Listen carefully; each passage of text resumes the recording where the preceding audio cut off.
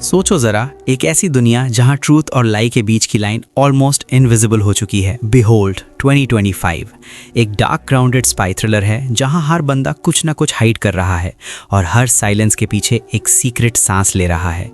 हमारे main character कोई hero type आदमी नहीं है, वो बस एक नॉर्मल सा इंसान है जो एक डेंजरस सिस्टम के बीच फंस गया है जहां एक छोटी सी मिस्टेक भी गेम ओवर बन सकती है। एक मिशन जो ऑन पेपर सिंपल लगता है धीरे धीरे उसकी पर्सनल लाइफ को तोड़ने लगता है। जो लोग कल तक उसके साथ थे आज उन पर भी डाउट होने लगता है और जो एनिमी है ना, वो सामने से नहीं आता, वो बैकग्राउंड में रहता है, क्वाइटली ऑब्जर्व करता है, जैसे हर मूव पहले से ही प्लान्ड हो। सबसे स्कैरी पार्ट, शायद वो एनिमी इस आदमी को उससे भी ज़्यादा जानता है जितना ये खुद को। ये मूवी सिर्फ स्पाई गेम नहीं है, ये ट्रस्ट, फियर और सरवाइव करने की फाइट है। हर डिसीजन का वेट है, हर सेकंड डेंजरस है। तो अगर तुम इंटेंस, रियलिस्टिक और माइंड ट्विस्टिंग स्टोरी देखना चाहते हो, वीडियो को लाइक करो, चैनल को सब्सक्राइब करो, क्योंकि आगे जो है वो तुम एक्सपेक्ट नहीं करोगे। So now with that said, let's roll the intro.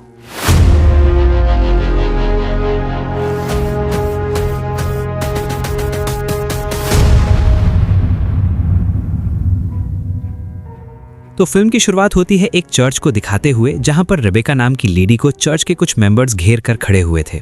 उनकी बातों से प्रतीत हो रहा था कि ये लोग रेबेका को असल में प्रेयर्स के जरिए प्योरीफाई करने की कोशिश कर रहे हैं और वो सभी लोग गॉड से मदद मांग रहे होते हैं, ताकत मांग रहे होते हैं, वो भी रेबेका के लिए, ताकि वो अपने अंदर की डीमन से लड़ पाएं। अब वहाँ पर रेबेका का हस्बैंड पीटर भी मौजूद था जो कि ये सब करवा रहा था। सिंपली वो रेबेका को प्यूरिफाई कर रहे थे और यही इस फिल्म का इंट्रोडक्शन होता है। अब यहाँ से सीन बदलता है जहाँ पर हम रेबेका को एक कार में कहीं जाते हुए देखते हैं। रेबेका बीते दिनों में काफ़ी ज़्यादा स्ट्रेस में थी और इसलिए वो रेडियो पर एंग्जाइटी कम करने के लिए पॉडकास्ट को सुन रही होती है। इसके अलावा अपने स्ट्रेस को दूर रखने के लिए वो ड्रिंक भी किया करती थी। खैर, अब इसके बाद वो गैस स्टेशन पर आती है जहाँ पर एक होमलेस आदमी था जिसका नाम ब्रेडी होता है और ये रेबेका का काफ़ी अच्छा फ्रेंड था। असल में ब्रेडी उसका दोस्त बना था रेबेका के अकेलेपन की वजह से। अब यहाँ पर वो उसे कुछ खाने पीने के लिए भी देती है, जिसके बाद थोड़ी बातचीत करके वो घर आ जाती है। अब घर के अंदर जाने से वो काफी कतरा रही थी और उसका रीजन था उसका पति पीटर। हम ये समझ पाते हैं कि फिलहाल इन दोनों के बीच कुछ भी ठीक नहीं चल रहा था। पीटर असल में उससे डिवोर्स लेना चाहता था, लेकिन इस चीज के लिए वो राजी नहीं थी और इसी वजह से रेबेका के ऊपर काफी लोड है। जिसके बाद वो अचानक से पियानो बजाने लगती है ताकि वो मन को बहला सके और वहीं पर हम उसके बेटे जैकरी की फोटो को देख पाते हैं जो कि अब इस दुनिया में नहीं था।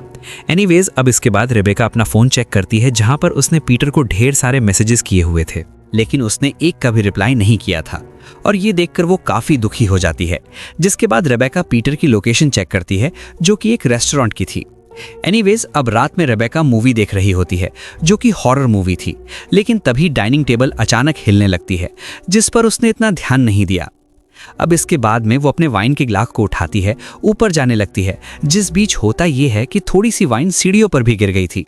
अब वो उसे साफ करती है और फिर उसकी नज़र उसके फैमिली फोटो पर जाती है, जिसके बाद में वो पीटर के रूम में जाती है जहां पर वो उसे काफ़ी मिस कर रोने लगती है।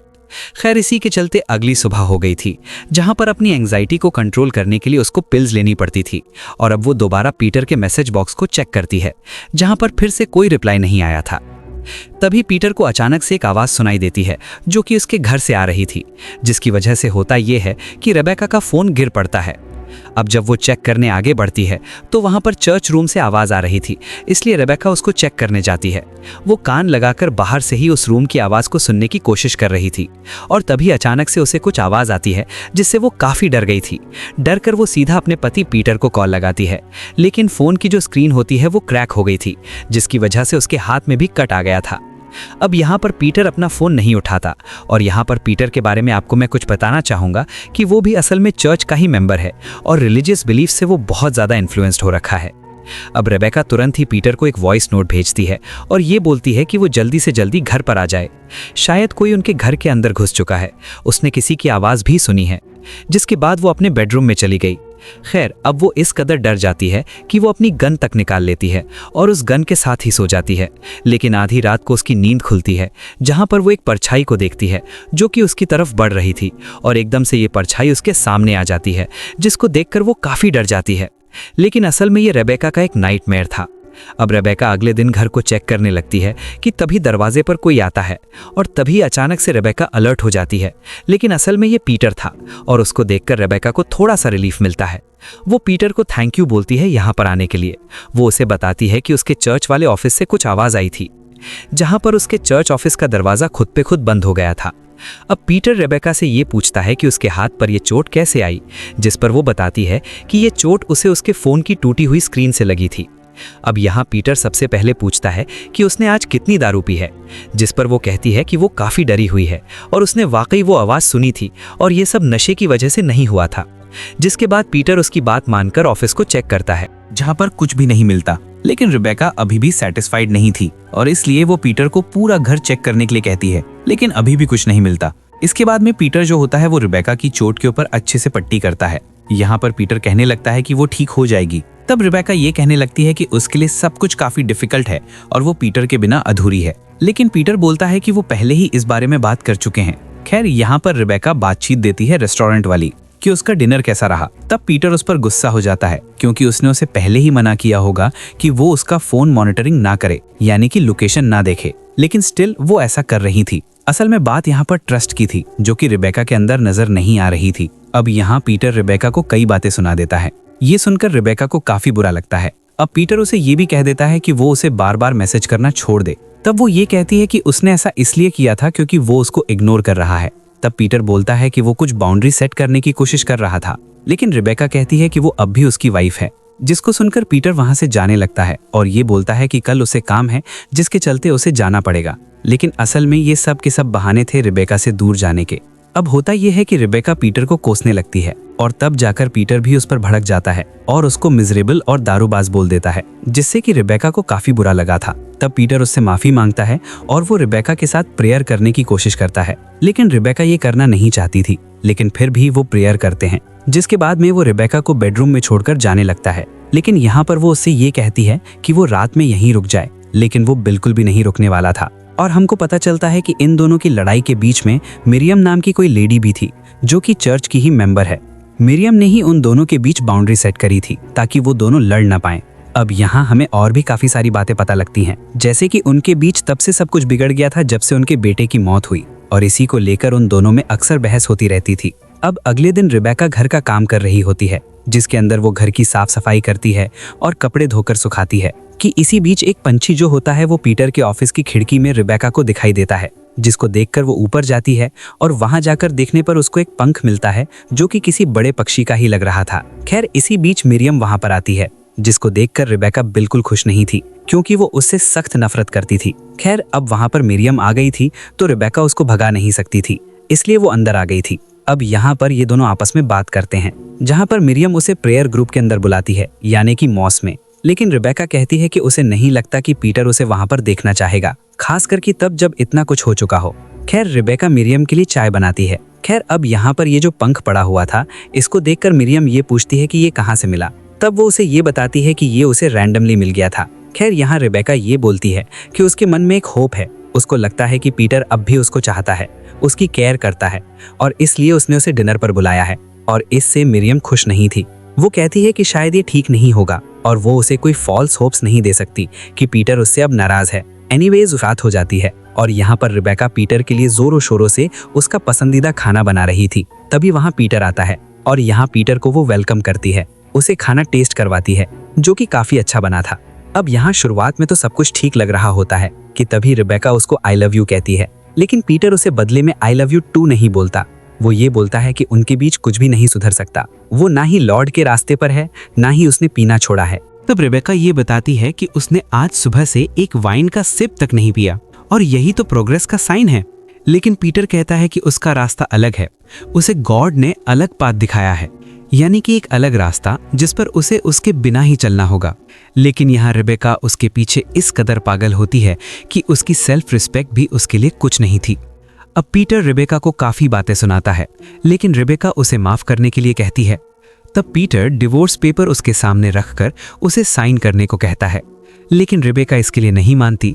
तब पीटर कहता है कि उसे साइन तो करना ही पड़ेगा, और वो भी आज के ही आज। अब इन दोनों के बीच काफी लंबी बहस होती है, जिसमें उन दोनों के बीच जैकरी को लेकर बहस हो रही थी, यानी कि उनके बेटे को लेकर। पीटर सारा दोष यहाँ पर रेबेका को दे रहा था और यहाँ पर भी वो रिलीजन को ही जोड़ देता है। अब इतने बहसबाजी के बाद में रेबेका को काफी बुरा लगता है, जिसके बाद रेबेका ऊपर चली जाती है। तब पीटर उसे कहता है कि वो कहीं पर भी नहीं जाएगा, तब तक तो बिल्कुल भी नहीं जब तक ये पेपर साइन नहीं हो जाते। अब इसके बाद में पीटर नीचे सोफे पर ही बैठ जाता है, लेकिन तभी रेबेका आकर अपने ही ऊपर गन लगा लेती है। ये देखकर पीटर उसे रोकने की कोशिश करता है कि इसी बीच पूरे घर में कुछ आवाजें आ रही थी जो कि काफी तेज होती है। अब ये सब सुनकर और देखकर दोनों ही डर चुके थे। तब पीटर रेबेका से गन लेकर घर को चेक करता है। अब वो हर जगह चेक करता है और फिर वो एटिक में जाता है, जहां पर जाने से रेबेका उसे मना कर रही थी, लेकिन वो बिल्कुल नहीं मानता और एटिक में चला जाता है, जहां पर रेबेका को एक गन शॉट की आवाज आती है। अब रेबेका इससे काफी डर गई थी, लेकिन पीटर नीचे आता है, जिसके हाथों में एक जानवर था जो कि अब मारा जा चुका था, लेकिन उस जानवर ने पीटर को काट लिया था, जिसके बाद रेबेका उसको पट्टी बांधती है। यहाँ पर पीटर के हिसाब से वही जानवर आवाज कर रहा था, लेकिन रेबेका कहती है कि पूरे घर से आवाज आ रही थी। यहाँ पर रेबेका ये भी बोलती है कि वो यहाँ पर नहीं रुक सकती। तब पीटर उसे कहता है कि आज वो उसके साथ यहीं पर रुकेगा, लेकिन रेबेका अब यहाँ पर बिल्कुल भी रुकना नहीं चाहती थी। वो पीटर से उसके फ्लैट पर चलने के लिए कहती है, लेकिन पीटर इसके लिए साफ इनकार कर देता है कि वो यहीं पर रुककर बाइबल रीड करेगा। खैर, अब फिर से स्ट्रेस में आकर रेबेका वाइन पीने लगती है, लेकिन इससे पहले पीटर ने उससे खाना मांगा था, जिसके बाद रेबेका उसे खाना दे देती है। अब यहाँ पीटर को रेबेका देख रही थी कि तभी उसे हेलुसिनेशंस होने लगते हैं, जिसमें पीटर पूरी तरह से चेंज हो चुका था। उसे पीटर के अंदर एक डीमन दिख रहा होता है। अब अचानक से रेबेका होश में आती है और तब पीटर उसको बताता है कि जो आवाज़ें उनके घर में गूंज रही हैं वो असल में अरामिक भाषा है। और अरामिक क्या होती है मैं आपको समझाता हूँ। असल में ये एक पुरानी लैंग्वेज है जो कि मिडिल ईस्ट में 3000 साल पहले बोली जाती थी। ये एक सेमेटिक लैंग्वेज है, जैसे कि हब्रू और अरबिक। अब ये पहले सीरिया, इराक, इजराइल, लेबनान और पैलेस्टीन के एरियाज में कॉमन थी। जीसस क्राइस्ट भी अपनी डेली लाइफ में मोस्टली अरामिक ही बोलते थे और आज के समय में मोस्टली ये भाषा एक्सटिंक्ट हो चुकी है, लेकिन अभी भी कुछ क्रिश्चियन और एसरन कम्युनिटीज के अंदर ये थोड़ी बहुत बोली जाती है। अब यहाँ पीटर पुरानी बातें करने लगता है, जिसके अंदर वो उसकी सुंदरता की तारीफ कर रहा था। तभी वो जैकरी की बात निकाल देता है। दरअसल पीटर अपने बेटे को रिलीजियस बनाना चाहता था और वो उस पर प्रेशर डालता था, लेकिन जैकरी को ये सब पसंद नहीं था। लेकिन एक बार हुआ ये था कि ये कैंप साइट पर गए थे जो कि स्कूल की तरफ से ही थी। उसके माता पिता भी वहां पर थे, लेकिन असल में ये फादर सन्स कैंप था। लेकिन ज्यादातर ये बच्चा जो था वो रेबेका के साथ रहा करता, क्योंकि जैकरी को उसके पिता पसंद नहीं थे, क्योंकि वो हर वक्त रिलीजन के बारे में बात करते थे, ना कोई मस्ती करते थे ना ही खेलकूद करते थे। लेकिन यहाँ पर पीटर कहता है कि उनका बेटा सिर्फ और सिर्फ कंफ्यूज रखा था, लेकिन रेबेका जानती थी कि वो कंफ्यूज बिल्कुल भी नहीं था। उसके ऊपर प्रेशर था उसके पिता का और इसी वजह से उसने कैंप साइट पर ही खुद को खत्म कर लिया था। लेकिन ये बात पीटर नहीं माना करता और वो इन सबको गॉड की मर्जी बता रहा था और कहीं ना कहीं इसमें रेबेका की वो गलती माना करता। अब यहाँ दोनों में ही बहस हो जाती है और तब पीटर उसे प्रेयर करने के लिए कहता है ताकि रेबेका उसके अंदर की डीमन से लड़ सके जो कि उसे गॉड के रास्ते से भटका रहे थे। तब रेबेका कहती है कि उसे ये सब नहीं करना, उसे उसका बेटा वापस चाहिए। और तभी ऊपर से कोई चीज भाग कर जाती है जिसको वो लोग देखते हैं। ये देखकर पीटर और रेबेका दोनों ऊपर गए, जहां पर पीटर चर्च रूम को खोल रहा था, लेकिन वो बंद हो रखा था। तभी दोबारा से वो आवाज गूंजने लगती है जो कि काफी अजीब थी, जिससे डरकर रेबेका पीटर के साथ बाहर आती है। लेकिन यहाँ पर पीटर के मन में कुछ और ही था। वो समझता है कि जो कुछ भी उनके घर पर हो रहा था वो उसे हरा सकता है और वही चोजन वन है, यानी कि इसी काम के लिए। और उसके बाद वो अपने चर्च ऑफिस के सामने जाता है और अरामिक में एक भाषा बोलने लगता है। तभी घर की लाइट फ्लिकर होने लगती है और बाहर एक बिजली गिरती है जिससे कि आग लग गई थी। जिसके बाद रेबेका नीचे आती है और तब उसे पीटर बाहर दिखता है जो कि आग के सामने था। पीटर इन सबको मिरेकल मान रहा था और तभी उसकी बीवी उसे अंदर ले जाने लगती है और तभी अचानक बारिश होने लगती है। अब पीटर अंदर आता है और यहाँ पर रेबेका पीटर को पानी का ग्लास देती है और फिर बाथटब की तरफ जाती है। बाथटब में कुछ हलचल हो रही थी, जिसके अंदर उसको एक हाथ निकलता हुआ दिखता है जो कि रेबेका की तरफ बढ़ रहा था। अब दूसरी ओर पीटर उस ग्लास को अपने हाथों से तोड़ देता है, जिस वजह से उसके हाथों में चोट लग गई थी और उसके हाथों से खून बह रहा था। अब उसकी आवाज सुनकर रेबेका का ध्यान भटक गया था और जो डीमन रेबेका के सामने था वो गायब हो जाता है। खैर, अब रेबेका पीटर को उसी चर्च ऑफिस के दरवाजे पर देखती है जहां पर वो अपने ही खून से रिचुअल कर रहा था। रेबेका उसको रोकती है, लेकिन वो नहीं रुकता और कहता है कि गॉड यहीं पर है और जो कुछ हो रहा था वो उसे गॉड की प्रेजेंस मानता है। अब यहाँ वो फिर से अरामिक भाषा बोलता है और फिर से घर हिलने लगता है। साथ ही साथ दरवाजे पर लगा हुआ क्रॉस दूर जा गिरता है और वो आवाज पूरे घर में सुनाई देती है। यहाँ पर पीटर के हाथों के घाव भर जाते हैं, जिससे कि पीटर खुश हो गया था और कहता है कि यहाँ पर गॉड है और उनके घर पर बहुत ही पवित्र चीज आई है। इतना कहकर वो गिर पड़ता है। अगले दिन वो दोनों ही मिरियम के पास जाते हैं, जहाँ पर रेबेका उसको सब कुछ बताती है कि वहाँ पर कुछ भी ठीक नहीं है। लेकिन पीटर के हिसाब से सब कुछ ठीक था, वहाँ पर गॉड की प्रेजेंस है। लेकिन रेबेका कहती है कि ऐसा कुछ नहीं है, वहाँ पर कोई शैतान है। लेकिन पीटर उसे चुप कराता है और मिरियम यहाँ पर उनसे कहती है कि वो चर्च के एल्डर से बात करेंगे ताकि वो लोग वहाँ पर जाकर देख सकें। खैर, इसके बाद रात में रेबेका सो रही होती है कि तभी वो डीमन उसके रूम में आता है, जो कि उसे बाथ टब में दिखा था, जिससे डर कर वो उठ जाती है। अब रेबेका पीटर को चेक करने जाती है, लेकिन पीटर गायब था और उसके साथ साथ मिरियम भी गायब थी। अब दोनों को एक साथ लापता देखकर रेबेका के मन में बुरे बुरे ख्याल आने लगते हैं। तब वो पीटर के फोन की लोकेशन को देखती है, जो कि उनके घर पर ही थी। अब ये देखकर रेबेका जल्दी से कार लेकर वहां जाती है, जहां पर वो उन दोनों को उस दरवाजे के बाहर देखती है, जहां पर वो दोनों प्रे कर रहे थे। जिस तरह से पीटर पागल था, उसी तरह से मिरियम भी पागल थी। वो दरवाजे के पीछे की एंटिटी को गॉड बोलते हैं। अब यहाँ मिरियम अपने ब्लड को उस डोर पर चढ़ाती है। ये देखकर रेबेका उनके सामने आ गई थी और वो उनको रोकने लगती है, जिसको सुनकर पीटर ये कहता है कि मिरियम में फेथ है, जिससे वो गॉड को हासिल कर सकती है। लेकिन रेबेका में वो बात नहीं। अब यहाँ रेबेका उसको रोक रही, तब वो रेबेका को पकड़कर एक रूम में ही बंद कर देता है और उसे कहता है कि आज वो अपनी आंखों से गॉड को देखेगी। और इतना कहकर वो वहां से चला जाता है। लेकिन उसके जाने के बाद रेबेका खिड़की से बाहर जाने की कोशिश करती है, लेकिन पीटर वापस आकर उसको पकड़ लेता है और पकड़कर चर्च ऑफिस के सामने ले आता है, जहां पर मिरियम अपने आप को सैक्रिफाइस करने लगती है। रेबेका उसे रोकती है, लेकिन मिरियम कहती है कि ये जैकरी अच्छे से जानता था और उसके बाद वो अपने ही अंदर कई बार डैगर से स्टैब कर लेती है, खुद को सैक्रिफाइस करने के लिए। ये देखकर पीटर एमन चिल्लाने लगता है और तभी दरवाजे के पीछे से कोई काली चीज निकलती है। रेबेका मौके का फायदा उठाती है और वहां से भागने लगती है, लेकिन पीटर उसके पीछे ही था। लेकिन वो पीटर से बचकर बाथरूम में छिप जाती है। वहां की खिड़की से बचकर निकलने की कोशिश भी करती है, लेकिन वो वहां से जा नहीं पा रही थी। तब पीटर बाहर गेट से ही कहता है कि उसे प्यूरिफाई होने की ज़रूरत है। डीमन उसको भटका रहा है और यहाँ पर पीटर उसका सैक्रिफाइस करना चाहता था। उसके मुताबिक यही तरीका था जिससे कि रेबेका खुद को प्यूरिफाई कर पाएगी। अब यहाँ पीटर कहता है कि उसने इसी तरह से जैकरी को यहाँ पर प्यूरिफाई करवाया था, जो कि ज़रूरी था। उस पर डीमन ने कब्जा कर लिया था। ये सुनकर रेबेका को असली बात समझ में आती है। दरअसल पीटर ने ही जैकरी को मारा था, उसका सैक्रिफाइस किया था। मतलब सोच कर देखो कि पीटर ने गलत काम किया और आज तक वो इसका जिम्मेदार किसको ठहरा रहा था, अपनी बीवी को। और यहाँ पर रेबेका खुद पागल थी, जो कि अपने पति को छोड़ना नहीं चाहती थी। दरअसल ये सब पीटर को उसी डीमन ने मैनिपुलेट करके करवाया था, जो कि उस डोर के पीछे था और वो खुद को भगवान दिखा रहा था और पीटर ने उसको गॉड मान भी लिया। ये सब सुनकर रेबेका को शौक लगता है और यहाँ पर वो ये बोलती है कि वो तैयार है अपने आप को सैक्रिफाइस करने के लिए। वो कहती है कि यही एक तरीका है अपने बेटे से मिलने का। ये सुनकर पीटर गन को अपने पैंट में रख लेता है और इसके बाद रेबेका बाहर आती है। इसके बाद वो रेबेका को उस डोर के पास लेकर जाता है, जहाँ पर वो उसे वही डैगर देता है अपने आप को सैक्रिफाइस करने के लिए। लेकिन उल्टा वो पीटर के ऊपर वार कर देती है और इस वजह से पीटर गुस्से में आ गया था। लेकिन अब पीटर के पास गन नहीं, वो रेबेका ने ले ली थी और वो उसके पैर में शूट करती है, जिससे कि वो गिर पड़ता है। यहाँ पर रेबेका उस डीमन को आवाज लगाती है। अब यहाँ पर डीमन का दरवाजा खुलता है और पीटर को अंदर वो खींचने लगता है। पीटर रेबेका से मदद मांगता है, लेकिन वो उसकी कोई भी हेल्प नहीं करती, जिस वजह से वो अंदर चला गया था और खत्म हो जाता है। अब सीन चेंज होता है, जहाँ पर रेबेका अपने हाथों से वेडिंग रिंग और क्रॉस नेकलेस निकाल देती है और जिसके बाद वो निकल जाती है अपनी नई जिंदगी की शुरुआत करने के लिए।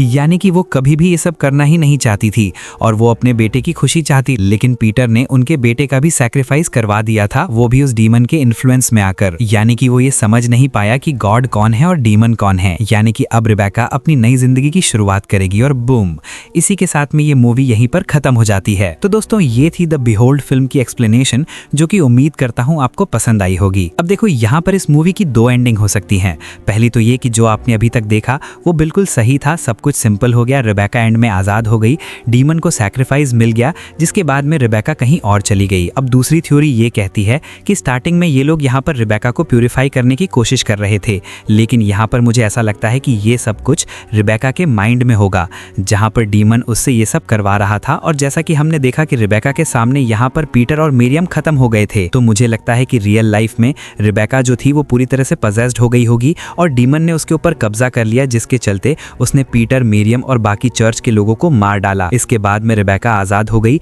और यहाँ पर डीमन अब पूरी तरह से आजाद था दुनिया पर तबाही लाने के लिए, जो कि हमें एंडिंग में देखने के लिए मिला। अब कुछ चीजों के बारे में और बात कर लेते हैं कि ये डीमन काफी खतरनाक था। सबसे पहले पीटर को शिकार बनाया और जो पीटर था वो इजी टू पुल था, क्योंकि पीटर ऑलरेडी गॉड पर विश्वास रखता था। तो डीमन के लिए पीटर इजी हंट तो था ही, और उसने उसको मैनिपुलेट करा और ऐसा जताया कि वो गॉड है। और इस बारे में पीटर शायद ऑलरेडी जानता भी होगा, लेकिन उसने ये बात अपनी बीवी को नहीं बताई। पीटर ने ही जैकरी का सैक्रिफाइस किया था, क्योंकि डीमन ने उसे ऐसा दिखाया जैसे कि जैकरी भगवान के रास्ते से भटक रहा है और वो डीमन के कहने पर चल रहा है। और सेम रिबेका के साथ हो रहा था। लेकिन यहाँ पर मिरियम थी, जो कि बहुत ही ज्यादा अंधविश्वासी लेडी थी, जो कि आसानी से पीटर की बातों में आ गई। यहाँ जो डीमन था वो ब्लड थर्स्टी था। अब बात करें कि डीमन ने रिबेका को क्यों नहीं मारा, तो मुझे लगता है कि उसने उसे अपना वेसल चुन लिया होगा और एंड में वो उसके जरिए आजाद हो गया, ताकि दुनिया पर वो तबाही ला पाएगा। तो यहाँ हमारी ये कमाल की फिल्म खत्म हो जाती है। तो अगर ये मूवी आपको इंटरेस्टिंग लगी हो तो एक लाइक तो जरूर बनता है, और ऐसी ही मूवी एक्सप्लेन्ड वीडियोस के लिए फ्लिक्स बी को अभी सब्सक्राइब कर लो।